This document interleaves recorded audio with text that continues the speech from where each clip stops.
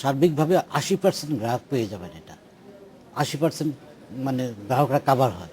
এই জন্যই আমরা এটা নির্ধারণ করেছি। আমাদের গ্রাহকরা ছোট ছোট বড় বড় আছে, কিন্তু across the field 80% is covered by 3500। এটা কি এরকম হওয়া ছিল না যে একজন গ্রাহকের কত টাকা সেখানে জমা আছে বা কত টাকা লেনদেন সেটার ভিত্তিতে হওয়া ছিল না, নাকি না, শুধু এটা কেন ফ্ল্যাট কেন? ফ্ল্যাটই আপনি ব্যাংকিং সেক্টর ফ্ল্যাটে 1 লাখ টাকা আছে, এখানেও ফ্ল্যাটই। আচ্ছা, এটা এটা তো ভেরিয়েবল করার সুযোগ নাই। সুযোগ নাই, কত ম্যাক্সিমাম কত পাবেন সেটাই নির্ধারণ করা হয়েছে। সেটাই নির্ধারণ করা হবে এই জন্য।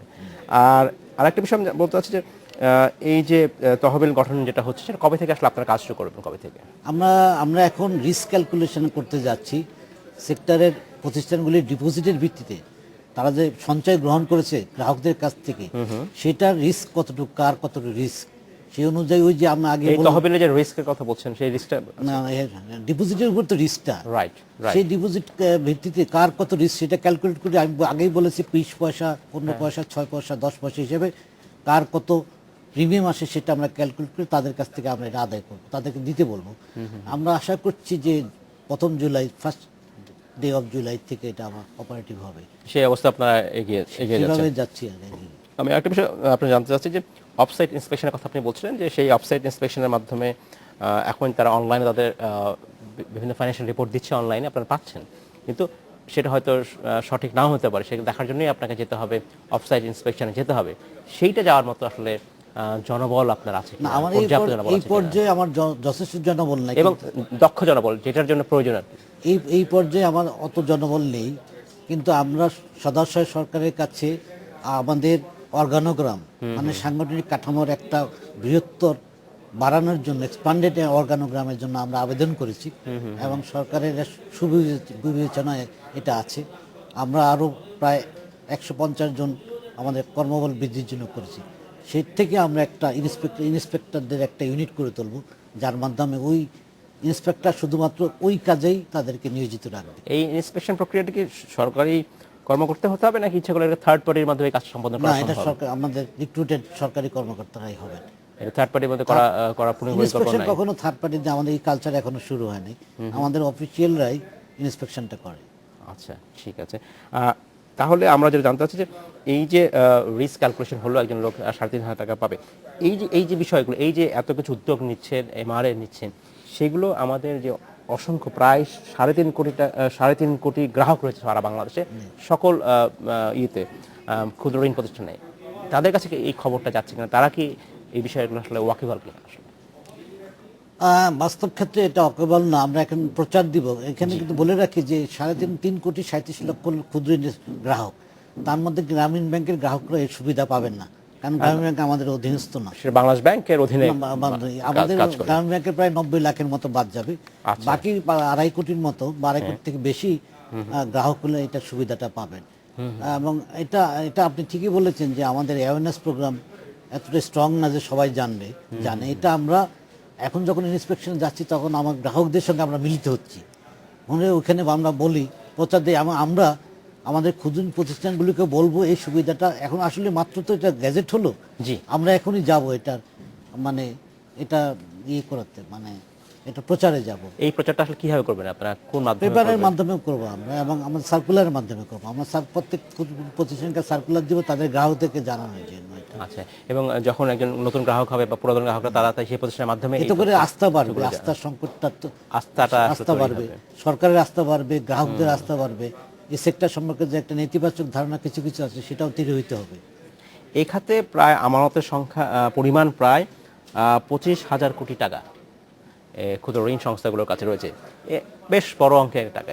এই টাকাগুলো যখন কি খাতে ব্যবহৃত হচ্ছে বা হবে সেটাও তো ডেফিনেটলি আপনাদের কাজের অংশ, কিন্তু যখন যদি দেখেন যে টাকাটা একেবারে অন্য খাতে ব্যয় হচ্ছে, যে কথা বলা হচ্ছে সেটা হচ্ছে না, তখন কি ধরনের শাস্তিমূলক ব্যবস্থা আসলে আপনারা নিতে পারেন? আচ্ছা, আমি বলে রাখি যে ক্ষুদ্র ঋণের যে সঞ্চয়, এই সঞ্চয় দিয়ে কিন্তু তারা ঋণ দেয়, অন্য কোনো খাতে ব্যবহারের সুযোগ কম। আচ্ছা, তারা ঋণ ওই টাকাটা দিয়ে তারা ঋণ দেয় তাদের, তো এই কারণেই তো আপনার এটা এই অপারেশন চালানো সম্ভব। নইলে আপনি যদি ব্যাংক থেকে ঋণ নিয়ে করে তাহলে অনেক কষ্ট পড়ে যায়, আরো বেশি কষ্ট। 27 তখন প্রয়োজন, 27 করা সম্ভব হতো না। গ্রামীণ ব্যাংক 20% দেয়, কারণ গ্রামীণ ব্যাংক যে ব্যাংক, তার কস্ট অফ ফান্ড অনেক কম।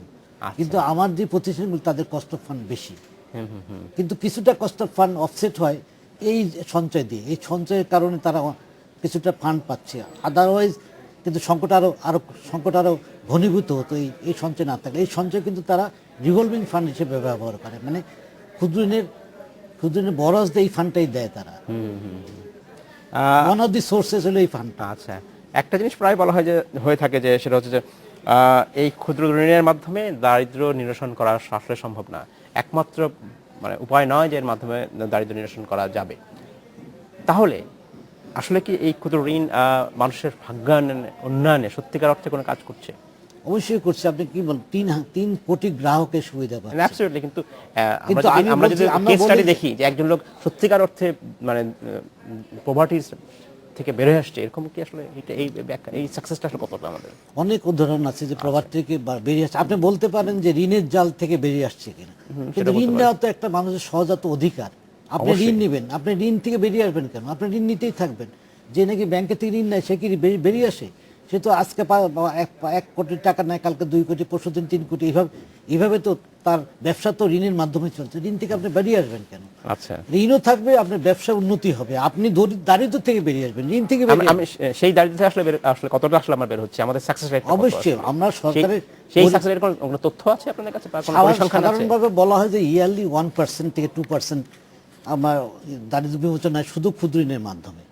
শুধুমাত্র ক্ষুদ্র ঋণের মাধ্যমে কি দারিদ্র নিরসন না, সম্ভব না। পুরো সেটাই বলতে কিন্তু পার্সেন্টেজ ওয়াইজ 1% অনলি, কিন্তু সার্বিকভাবে বলা হয় 1 থেকে 2%। কিন্তু আমরা সরকারের পরিপূরক হিসেবে কাজ করে যাচ্ছি। এই যে 3 কোটি গ্রাম যদি আপনার এই ক্ষুদ্র ঋণ না পেত, তাদের দরিদ্রতা আরো অনেক বেশি থাকতো, তাদের দিন যাপনের অবস্থা আরো খারাপ হতো, তাতে কোনো সন্দেহ নাই। কাজে এর মাধ্যমে তারা অনেক কিছু করছে। আপনার আমাদের কাছে অনেক সাকসেস স্টোরিজ আছে যারা এই ক্ষুদ্র ঋণ থেকে বেরিয়ে আসছে, মানে ক্ষুদ্র ঋণ থেকে দারিদ্র থেকে বেরিয়ে আসছে। এই দারিদ্রের সংজ্ঞা আসলে যেটা হচ্ছে যে এখন যেসব ঋণ সীমাবদ্ধ, যেন গরু ছাগল প্রতিপালন বা অতি ক্ষুদ্র, এখান থেকে আর একটু উপরে বা গ্র্যাজুয়েট করার প্ল্যান আছে কিনা? মাইক্রো এন্টারপ্রাইজ দেওয়ার কথা বলি। রাইট। মাইক্রো এন্টারপ্রাইজ দেওয়ার জন্য বলা আছে যে ক্ষুদ্র ঋণ প্রতিষ্ঠানগুলি তাদের যে তহবিল তার 50% পর্যন্ত তারা মাইক্রো এন্টারপ্রাইজ দিতে পারবে। আচ্ছা, সেক্ষেত্রে তখনই হয়তো আমরা বলতে পারি যে এখন তো আপনি শুধুমাত্র 5,000 টাকা দেন না, এখন অনেকে 1 লাখ, ইভেন 10 লাখ টাকাও দেয় বড় প্রতিষ্ঠানগুলো। তো এখানে কিন্তু আমরা দেখেন গ্রাজুয়েশন হচ্ছে, ক্ষুদ্র ঋণ থেকে আস্তে আস্তে এসএমইর দিকে যাচ্ছে। হ্যাঁ, মাইক্রো এন্টারপ্রাইজ করছি আমরা আস্তে আস্তে মেইন স্ট্রিম ফাইন্যান্সিয়াল সেক্টর দিকে কিন্তু যাবে। এটা সেটাই আমাদের লক্ষ্য। সেটাই লক্ষ্য। সেই লক্ষ্যটাই আসলে আমরা আশা করব যে সেই লক্ষ্যই যাবে, ক্ষুদ্র ঋণ থেকে মাঝারি ঋণে হয়তো এই গ্রাহকরা পরিণত হবে। জনাব খন্দকার মাজহারুল হক, আপনাকে অসংখ্য ধন্যবাদ। সময় সর্বদিন আজকে আমাদের শেষ করতে হচ্ছে, ভবিষ্যতে এই নিয়ে আমরা আপনার সাথে আবারও কথা বলবো। আপনাকে ধন্যবাদ। আপনাকে অসংখ্য ধন্যবাদ। শ্রোতাদেরকে অনেক ধন্যবাদ। এই ছিল আজকের মতো খাতুনগঞ্জ থেকে মতো ছিল। আমাদের সাথেই থাকবেন, দেখা হবে আবারও।